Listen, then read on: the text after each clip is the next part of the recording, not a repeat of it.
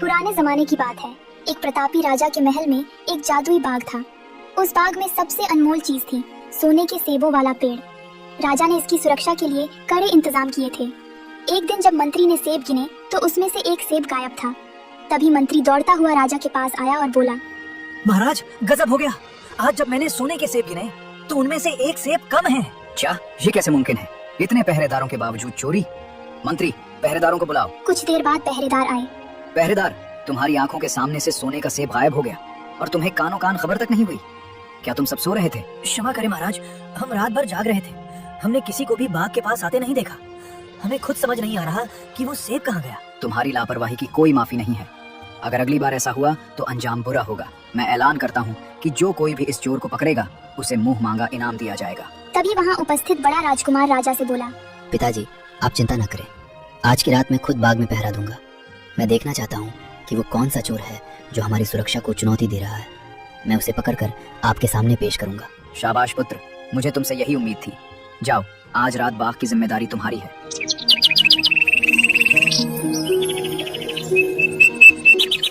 रात हुई। राजकुमार पहरा देने लगा, लेकिन बड़े राजकुमार का घमंड काम न आया। पहरे पर बैठने के 2 घंटे बाद ही उसे गहरी नींद आ गई।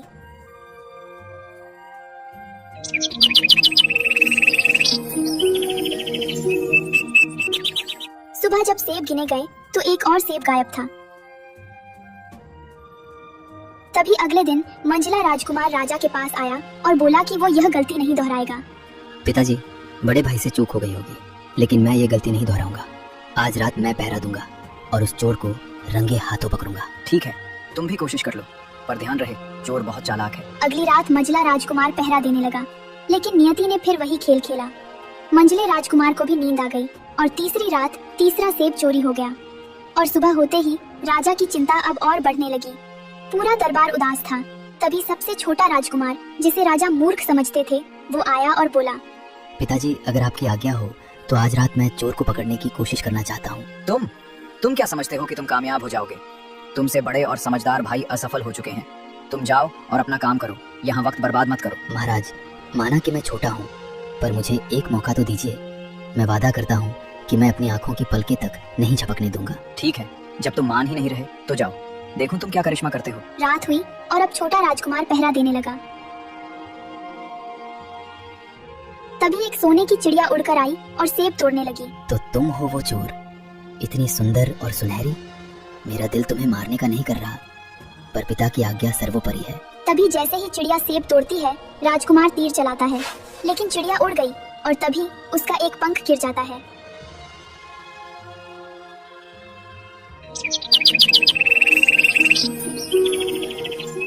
सुबह होते ही छोटा राजकुमार चिड़िया का पंख लेकर राजा के पास दरबार में गया। पिताजी, ये चोर कोई मनुष्य नहीं बल्कि एक सोने की चिड़िया थी। क्या सोने की चिड़िया? क्या तुमने उसे मारने की कोशिश नहीं की? वह उड़ गई और उसी समय उसका ये पंख जमीन पर गिरा। इतना सुंदर पंख, वो भी सोने का। मुझे वो सुंदर चिड़िया चाहिए। तुम में से कोई उसे ढूंढ सकता है क्या? पिताजी, सबसे पहले मैं उस चिड़िया को ढूंढने जाऊंगा। अगले दिन राजा के आदेश पर बड़ा भाई चिड़िया की खोज में निकल गया और कुछ दूर जाने के बाद जंगल में उसे लोमड़ी मिली। राजकुमार रुको, मैं तुम्हारी मदद कर सकती हूँ। आगे 2 सराय मिलेंगी, तुम बद्दी वाली में रुकना, तभी चिड़िया मिलेगी। एक जंगली जानवर मुझे रास्ता दिखाएगा। हट यहाँ से, तेरी सलाह की मुझे जरूरत नहीं है। इतना सुनते ही लोमड़ी वहाँ से चली जाती है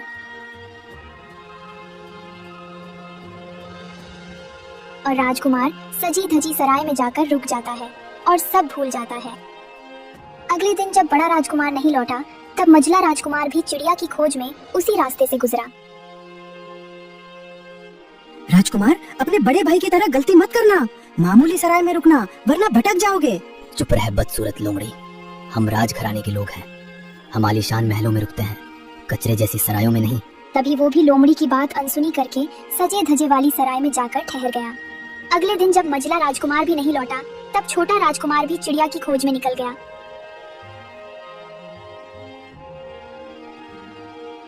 अंत में छोटा राजकुमार लोमड़ी से मिलता है। राजकुमार, क्या तुम भी मुझ पर तीर चलाओगे? नहीं मित्र, तुम बेजुबान हो और मुझे लगता है कि तुम कुछ कहना चाहती हो। बताओ, मैं तुम्हारी क्या सेवा कर सकता हूँ? तुम दयालु हो, मेरी सलाह मानो। आगे चमक धमक वाली सराय को छोड़ पुरानी सराय में रुकना। तुम्हारी सफलता वही छुपी है। ठीक है, जैसा तुम कहोगी मैं वैसा ही करूँगा।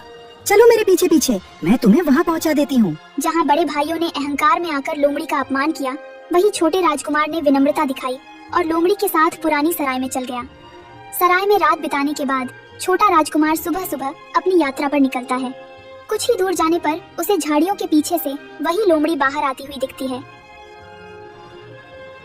सुप्रभात राजकुमार, मुझे खुशी है कि तुमने मेरी सलाह मानी और उस पुरानी सराय में रुके। तुम्हारी यही समझदारी तुम्हें मंजिल तक ले जाएगी। क्या तुम आगे बढ़ने के लिए तैयार हो? सुप्रभात मित्र। हाँ, मैं पूरी तरह तैयार हूँ।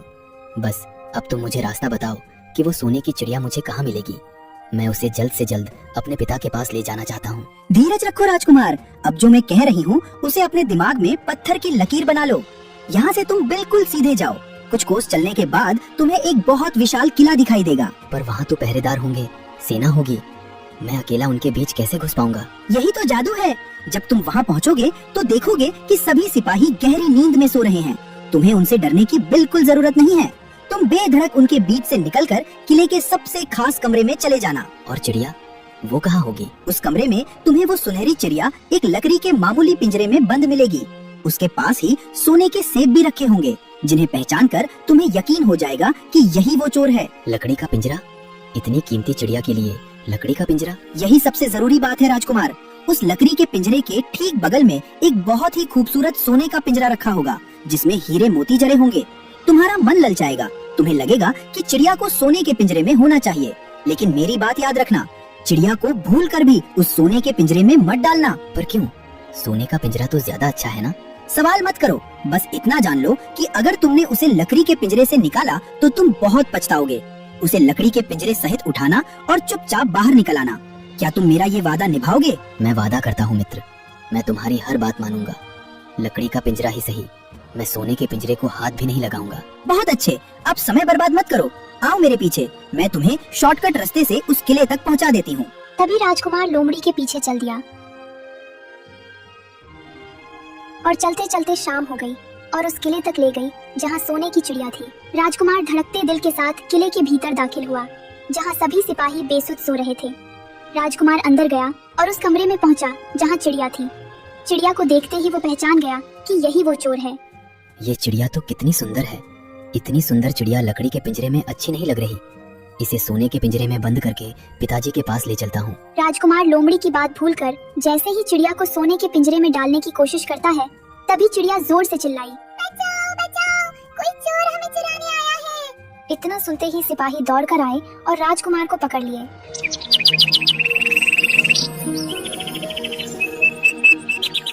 और सुबह होते ही राजा के पास ले गए। तो तुम हो वो मामूली चोर। मेरी कड़ी सुरक्षा को भेद कर तुम मेरी सुनहरी चिड़िया चुरा रहे थे। महाराज, मैं कोई साधारण चोर नहीं हूँ। मैं एक राजकुमार हूँ और अपने पिता के आदेश पर यहाँ आया था। राजकुमार? एक राजकुमार चोरी नहीं करता। तुमने मेरी चिड़िया को छूने का दुस्साहस किया है, जिसकी सजा केवल मृत्यु है। मुझसे भूल हुई महाराज, मैं सोने के पिंजरे के लोभ में आ गया था। कृपया मुझे एक अवसर दें, मैं अपराधी नहीं हूँ। अपराधी अपनी सफाई में यही कहते हैं। सैनिकों, इसे ले जाओ और कल सुबह सूरज उगने से पहले इसे फांसी पर चढ़ा दो। ठहरिए महाराज, क्या एक राजा की शोभा किसी की जान लेने में है?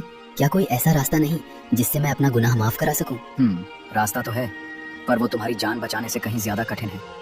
क्या तुम मौत से लड़ने का साहस रखते हो? मैं अपने सम्मान और अपने पिता के वचन के लिए कुछ भी करूंगा। आप बस आज्ञा दें, मैं पीछे नहीं हटूंगा। यहाँ से कुछ दूर एक सुल्तान का राज्य है। उसके पास एक जादुई सोने का घोड़ा है। क्या तुम उसे ला सकते हो? सोने का घोड़ा? वह तो दुनिया की सबसे दुर्लभ चीज है। क्या उसे लाने पर आप मुझे और चिड़िया को छोड़ देंगे? हाँ, अगर तुम वो घोड़ा मुझे ला कर दो तो मैं तुम्हें चिड़िया भी दूंगा और सम्मान के साथ विदा भी करूंगा। मुझे आपकी शर्त स्वीकार है, मैं वह घोड़ा लेकर आऊंगा। पर अगर मैं असफल रहा तो आप मुझे सजा दे सकते हैं। याद रखना लड़के, अगर खाली हाथ लौटे तो मेरी तलवार तुम्हारी गर्दन का इंतजार करेगी। जाओ। राजा ने उसे सोने का घोड़ा लाने की शर्त पर छोड़ने को कहा। राजकुमार गर्दन झुकाए दुखी मन से किले के फाटक से बाहर निकलता है। झाड़ियों से लोमड़ी बाहर आती है। क्यों राजकुमार, कैसा रहा राजा का आतिथ्य? क्या तुम्हें सोने का पिंजरा और चिड़िया मिल गई या केवल जंजीरें मिली? मित्र, मुझे ताना मत मारो। मेरी मूर्खता ने मुझे मौत के करीब पहुंचा दिया था। मैंने तुम्हारी बात नहीं मानी। मैंने पहले ही कहा था कि लालच मत करना। अब ये उदासी कैसी? क्या राजा ने तुम्हें सच में आजाद कर दिया है? नहीं, उसने एक और भी असंभव शर्त रख दी है। अब मुझे सुल्तान के अस्तबल से सोने का घोड़ा लाना होगा। सोने का घोड़ा? वो तो चिड़िया से भी ज्यादा खतरनाक काम है। क्या तुम्हें लगता है कि तुम दोबारा सफल हो पाओगे? मुझे नहीं पता मित्र, मैं बहुत डरा हुआ हूँ। क्या तुम इस बार भी मेरा साथ छोड़ दोगी या मेरी मदद करोगी? तुम्हारी आंखों के आंसू बता रहे हैं कि तुम्हें अपनी गलती का एहसास है। चलो अपनी आंखें पोंछो और मेरे पीछे चलो। क्या तुम अब भी मेरी मदद करोगी? मैंने तो तुम्हारा अपमान किया था और तुम्हारी सलाह को ठुकरा दिया था। दोस्ती गलतियों से बड़ी होती है राजकुमार। बस इस बार अपनी अकल मत चलाना। चलो, सुल्तान का राज्य अभी बहुत दूर है। तभी राजकुमार लोमड़ी के पीछे चल देता है।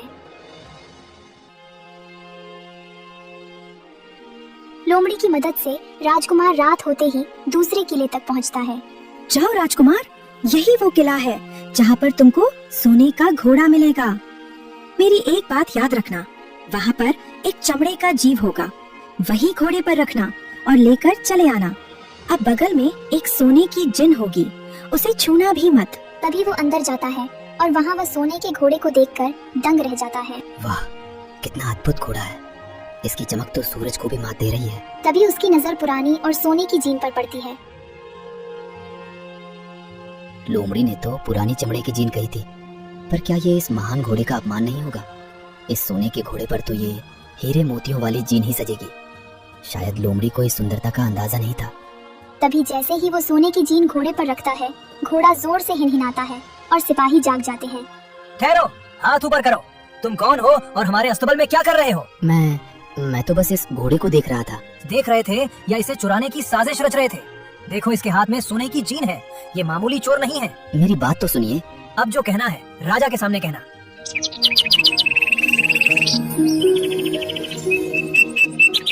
सुबह होते ही सैनिक उसे राजा के पास लेकर गए। कौन हो तुम और ये क्या करने आए थे? महाराज, मैं केवल आपका घोड़ा देख रहा था। तुम्हारी हिम्मत कैसी हुई मेरा घोड़ा चुराने की? महाराज, मुझे एक मौका दो अपनी सफाई देने का। ठीक है, ध्यान से सुनो। तुमने मेरे अस्तबल की पवित्रता भंग की है, पर मुझे एक राजकुमारी की तलाश है जो सोने के महल में रहती है। अगर तुम उसे यहाँ लाओ तो मैं तुम्हें अपना सुनकर घोड़ा तुम्हें दे दूंगा और तुम्हें सम्मान सहित विदा करूंगा। और नहीं ला पाए तो फांसी का फंदा तैयार है। राजकुमार अपनी जिद और दिखावे की चाहत के कारण एक के बाद एक मुसीबतों में फंसता जा रहा था। उसे लगा था कि वो चीजों को बेहतर बना रहा है, पर असल में वो लोमड़ी की बुद्धिमानी का अपमान कर रहा था। अब उसके सामने सबसे बड़ी चुनौती थी उस राजकुमारी को लाना जिसे उसने कभी देखा भी नहीं था। तभी राजकुमार दूसरे राजा के दरबार से छूटकर बाहर आता है, जहाँ लोमड़ी पहले से ही उसका इंतजार कर रही थी। राजकुमार का चेहरा उतरा हुआ था। क्यों राजकुमार, सोने की जिन बहुत भारी पड़ गई ना? मैंने कहा था कि दिखावे में मत पड़ना, पर तुमने फिर वही गलती की। मुझसे बहुत बड़ी भूल हो गई मित्र। अब राजा ने मुझे सोने के महल की राजकुमारी को लाने भेजा है। अगर मैं उसे नहीं ले गया तो मेरी जान चली जाएगी। तुम्हारी किस्मत अच्छी है कि मैं अब भी तुम्हारा साथ दे रही हूँ। चलो चलो मेरे पीछे, मैं तुम्हें उसके पास ले चलती हूँ। पर याद रखना, राजकुमारी से हाथ मिलाते ही वो साथ चलेगी। उसे वापस महल में मत जाने देना। वो अपने माता पिता से मिलने की मिन्नतें करेगी, पर तुम पिघलना मत। कुछ देर चलने के बाद वो राजकुमारी के घर के पास पहुँचे और घर के बाहर खड़ा होकर राजकुमार राजकुमारी का बाहर आने का इंतजार करने लगा। और जैसे ही राजकुमारी बाहर आई, राजकुमार ने आगे बढ़कर उसका हाथ थाम लिया। राजकुमारी, आप मेरे साथ चलिए। मुझे आपको अपने साथ ले जाना होगा। हे सुंदर राजकुमार, जैसे ही तुमने मुझे छुआ, मेरा मन तुम्हारे साथ चलने को तैयार हो गया। मैं तुम्हारी दासी बनने को भी तैयार हूँ, पर मेरी एक छोटी सी विनती सुन लो। कहिए राजकुमारी, क्या बात है? मुझे बस एक बार अपने माता पिता से विदा ले लेने दो। मैं उनसे मिले बिना ऐसे कैसे जा सकती हूँ? क्या तुम मुझ पर इतना भी भरोसा नहीं करोगे? लोमड़ी ने मुझे सख्त चेतावनी दी है, आपको अभी मेरे साथ चलना होगा। क्या तुम इतने कठोर हो? क्या तुम एक बेटी को उसके माता पिता से आखिरी बार मिलने भी नहीं दोगे? अगर तुम मुझे नहीं जाने दोगे तो मैं यहीं तड़प तड़प कर प्राण दे दूंगी। नहीं नहीं, रोइए मत। आपकी आंखों में आंसू मुझसे नहीं देखे जाते। ठीक है, जाइए। तभी राजकुमारी के महल में घुसते ही खतरे की घंटी बज गई और पहरेदार आए और राजकुमार को पकड़कर राजा के सामने लाए। पहरेदार, ये कौन दुस्साहसी है जिसने मेरी पुत्री का हाथ पकड़ने की जुर्रत की? महाराज, ये बाहर छिपा हुआ था। इसने राजकुमारी को बहला फुसलाकर ले जाने की कोशिश की। हमने इसे रंगे हाथों पकड़ा है। इतनी बड़ी गुस्ताखी? एक अजनबी मेरे महल की राजकुमारी को चुरा ले जाए? सैनिकों, इसे ले जाओ और कल सुबह होते ही फांसी पर लटका दो। मुझे इसकी कोई सफाई नहीं सुननी। महाराज दया करें, मैं कोई अपहरणकर्ता नहीं हूँ। मुझे मजबूरन यहाँ आना पड़ा। मेरी जान बख्श दीजिए। तुम्हारी जान बच सकती है, पर एक शर्त पर। वो विशाल पहाड़ जो मेरे किले के सामने खड़ा है, इसने मेरे महल की सुंदरता और ताजी हवा रोक रखी है। अगर तुम 8 दिनों के भीतर उस पहाड़ को खोदकर साफ कर दो तो मैं न सिर्फ तुम्हें छोड़ दूंगा, बल्कि राजकुमारी का विवाह भी तुमसे कर दूंगा। 8 दिन में इतना बड़ा पहाड़? तो फिर फांसी के लिए तैयार रहो। चुनाव तुम्हारा है। ठीक है महाराज, जैसा आप कहे। राजकुमार एक बार फिर अपनी भावनाओं में बहकर फंस चुका था। एक छोटी सी कुदाली लेकर वो उस विशाल पहाड़ के सामने खड़ा था, जिसे हजारों मजदूर सालों में भी नहीं हटा सकते थे। वो अपनी किस्मत और लोमड़ी की अनसुनी की गई बातों पर रो रहा था। कुछ देर बाद राजकुमार पहाड़ खोदने लगा। धीरे धीरे उसे पहाड़ खोदते हुए 7 दिन बीत चुके थे। राजकुमार के हाथों में छाले पड़ गए थे और वो थकान से चूर होकर सर झुकाए बैठा था। तभी उसे एक जानी पहचानी आहट मिली। क्यों राजकुमार, इस नन्ही सी कुदाली से क्या तुम हिमालय को हिलाने चले थे? तुम्हारे चेहरे की धूल बता रही है कि तुमने अपनी हार मान ली है। मित्र, मुझे माफ कर दो। मैं अपनी मूर्खता और जिद की सजा भुगत रहा हूँ। मैंने हर बार तुम्हारी सलाह ठुकराई और देखो, आज मेरी मौत मेरे सामने खड़ी है। तुम्हें तड़पते हुए देखकर मुझे दया आ गई। जाओ, तुम सो जाओ। आज की रात ये पहाड़ तुम्हारी समस्या नहीं, मेरी जिम्मेदारी है। पर तुम अकेले ये कैसे करोगी? अब सवाल मत करो, बस सो जाओ। और याद रखना, इस बार जो मैं कहूँगी वही आखिरी सच होगा।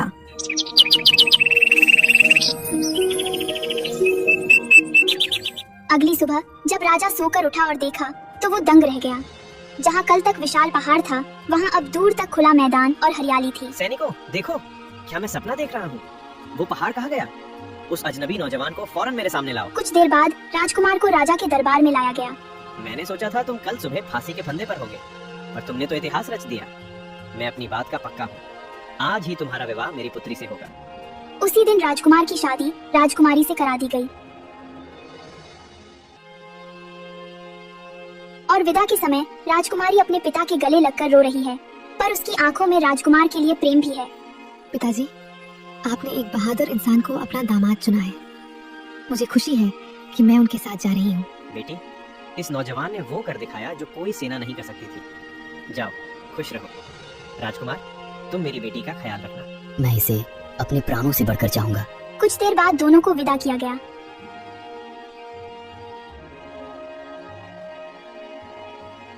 और जैसे ही वे महल से दूर निकले, राजकुमार शांत और गंभीर था। राजकुमार, आप इतने चिंतित क्यों हैं? क्या आप मुझसे विवाह करके खुश नहीं हैं? नहीं राजकुमारी, ऐसी बात नहीं है। मैं बस उस लोमड़ी के बारे में सोच रहा हूँ जिसने मेरा साथ तब दिया जब पूरी दुनिया ने मेरा हाथ छोड़ दिया था। बिना उसके मैं आपके योग्य भी न होता। कुछ देर बाद वहाँ लोमड़ी आई और बोली, बधाई हो, जोड़ी बहुत सुंदर है। पर क्या तुम सिर्फ पत्नी को लेकर घर जाओगे? वो घोड़ा और वो चिड़िया अब भी तुम्हारा इंतजार कर रहे हैं। पर मित्र, अब मैं उन्हें कैसे हासिल करूं? मैं तो राजकुमारी को उस दूसरे राजा को सौंपने का वादा कर चुका हूं। हाँ मित्र, अब मैं कोई गलती नहीं करूंगा। तुम्हारी हर सलाह मेरे लिए आदेश है। राजकुमार अब एक बदला हुआ इंसान था। उसने लोमड़ी की जादुई शक्ति और सही सलाह की ताकत को पहचान लिया था। अब वो अपनी मंजिल की ओर बढ़ रहा था, जहाँ उसे न केवल अपनी पत्नी को बचाना था, बल्कि उन सभी चीजों को हासिल करना था जिनकी खोज में वो निकला था।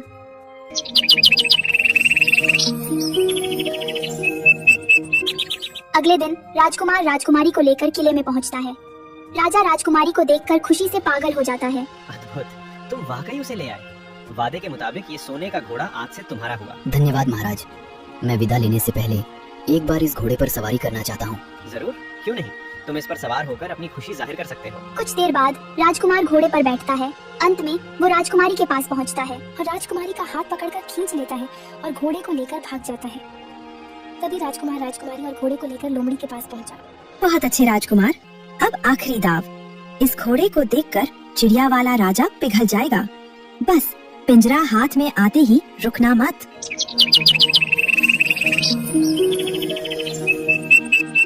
अगले दिन वो राजकुमारी को लोमड़ी के पास छोड़कर और सोने का घोड़ा लेकर चिड़िया वाले राजा के पास पहुंचता है।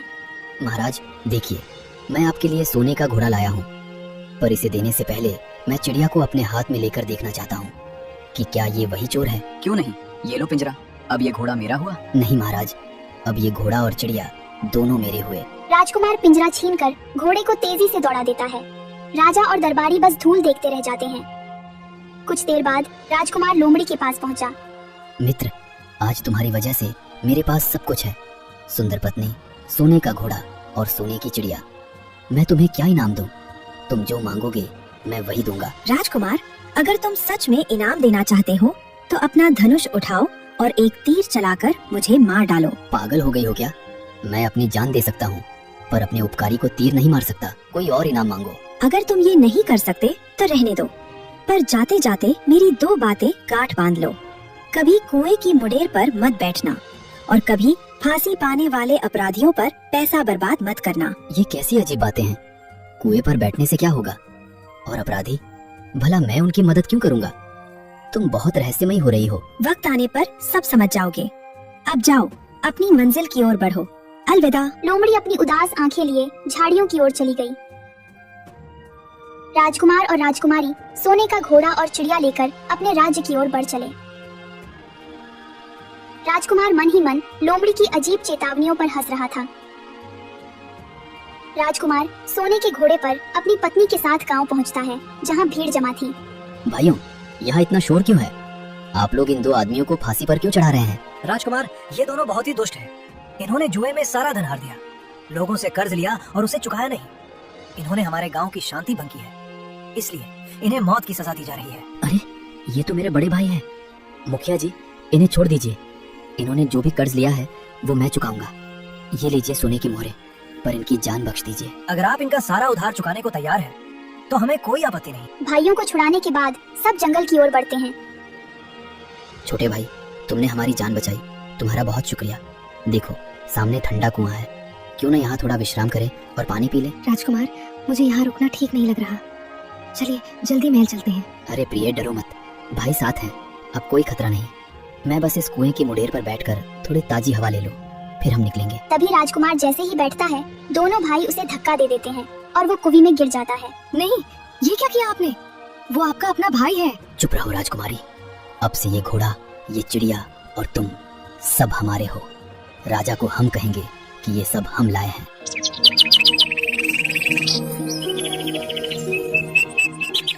अगले दिन दोनों भाई घोड़ा और चिड़िया और राजकुमारी को लेकर महल पहुंचकर राजा से बोले। पिताजी, देखिए, हम आपकी चिड़िया ले आए, और सिर्फ चिड़िया ही नहीं, ये सोने का घोड़ा और राजकुमारी भी हमारी बहादुरी का इनाम है। शाबाश मेरे शेरों, मुझे पता था कि मेरे बड़े बेटे ही ये काम कर सकते हैं, पर वो छोटा कहाँ है?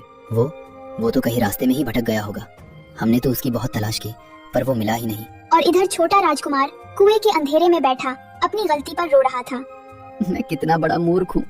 लोमड़ी ने चीख चीख कर कहा था कि कुएं पर मत बैठना और फांसी वालों की मदद मत करना। मैंने अपने भाइयों को बचाया और उन्होंने ही मुझे मौत के मुंह में धकेल दिया। तभी कुएं के मुंह पर लोमड़ी दिखती है। क्या हाल है राजकुमार? पानी ठंडा है या तुम्हारी अक्ल अब ठिकाने आई है? मित्र, मैं शर्मिंदा हूँ।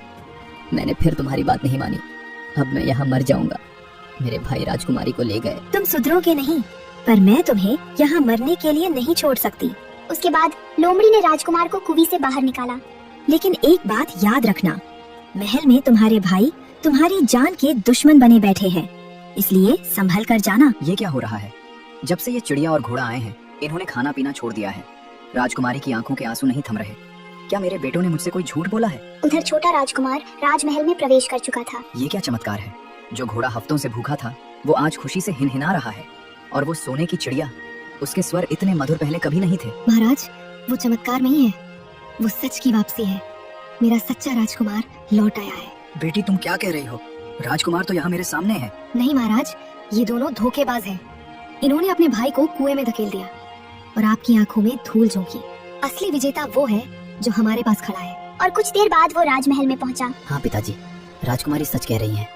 मेरे भाइयों ने न केवल मेरे साथ बल्कि आपके विश्वास के साथ भी घात किया है। मेरे प्रिय पुत्र, मुझे माफ कर दो। मैंने तुम्हें मूर्ख समझा, पर तुम तो सबसे बहादुर निकले। और तुम दोनों, तुमने लालच में भाई का खून करना चाहा। अभी इसी वक्त मेरे राज्य से निकल जाओ। तुम मेरे पुत्र कहलाने के योग्य नहीं हो। उसी दिन से राजा ने अपने दोनों बड़े बेटे को राज्य से बाहर निकाल दिया। अब राजकुमार महल में राजकुमारी के साथ रहने लगा। राजकुमार, आपने बहुत कष्ट सहे हैं, अब हम साथ हैं। पर क्या आप अब भी उस लोमड़ी के बारे में सोचते हैं? राजकुमारी, बिना उसके मैं आज जीवित न होता। मुझे उसे ढूंढना ही होगा, न जाने वो किस हाल में होगी।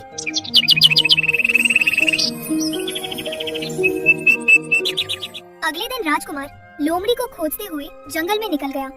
उसने बहुत देर खोजा लेकिन लोमड़ी नहीं मिली। तभी वो एक ऐसी जगह पहुंचा जहां शांति ही शांति थी और संत रामपाल जी बैठे थे। महाराज, मैं आपके शरण में आया हूँ। मैं एक लोमड़ी की खोज में हूँ जिसने मेरी बहुत मदद की है। बेटा धैर्य रखो, तुम्हें वो लोमड़ी मिल जाएगी। साहिब, अब आप ही हमें उस लोमड़ी तक पहुँचने का रास्ता दिखा सकते हैं। कृपया मुझे बताएं, आखिर वो लोमड़ी मुझे कहाँ मिलेगी? बेटा ध्यान से सुनो मेरी बात। जिसे तुम लोमड़ी समझ रहे हो और उसने तुम्हारी मदद की, असल में वो लोमड़ी नहीं, वो एक राजकुमार है जो कभी तुम्हारी पत्नी का भाई था। ये आप क्या कह रहे हैं? महाराज, एक लोमड़ी राजकुमार कैसे हो सकती है? क्या वो सच में मेरी पत्नी का भाई है? हाँ बेटा, उसको श्राप मिला है और श्राप के कारण वो राजकुमार से लोमड़ी के रूप में अभी तक है। महाराज, आखिर कोई तो रास्ता होगा जिससे वो फिर से राजकुमार के रूप में हो सके। हाँ, एक रास्ता है। अगर कोई ऐसा इंसान हो जिसकी मदद उस लोमड़ी ने की हो, अगर वो इंसान उस लोमड़ी पर तीर चलाकर मारे तो वो वापस अपने मनुष्य रूप में बदल जाएगी। महाराज, उसने मेरी मदद की है। अगर मैं उस पर तीर चलाऊं तो क्या वो अपने मनुष्य रूप में बदल जाएगा? हाँ, अब समय आ गया है कि तुम उस पर तीर चलाओ। लेकिन बाबा, वो मुझे मिलेगी कहाँ? बेटा, वो तुम्हें वही मिलेगी जहाँ उसने तुम्हें सही रास्ता दिखाया था। मैं समझ गया बाबा, आप मुझे जाने की आज्ञा दीजिए। अब तुम जाओ, देर मत करो। इतना कहकर राजकुमार वहां से उस लोमड़ी के पास आया।